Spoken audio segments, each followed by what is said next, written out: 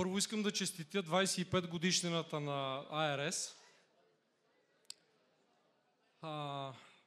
За мен е истинско удоволствие и чест да съм част от това събитие.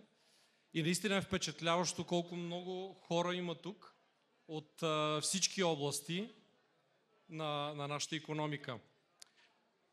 Застрахователният пазар в България не е лесен, не е бил лесен и не е лесен и сега, но вие сте доказателство, че с използването на добри практики и стандарти, с внимание и грижа към клиентите, с откритост и прозрачност към партньори като нас, застрахователите, можете да растете устойчиво и да се развивате, като се превърнете, и вие вече сте се превърнали в един много голям, един от най-големите брокери, застрахователни брокери на пазара и един от най-значимите брокери на пазара.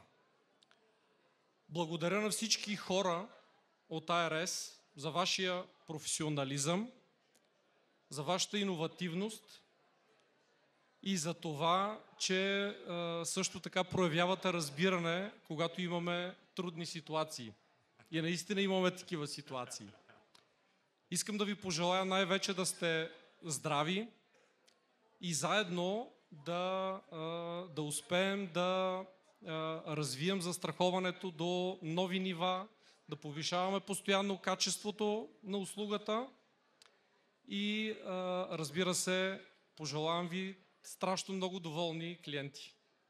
Благодаря.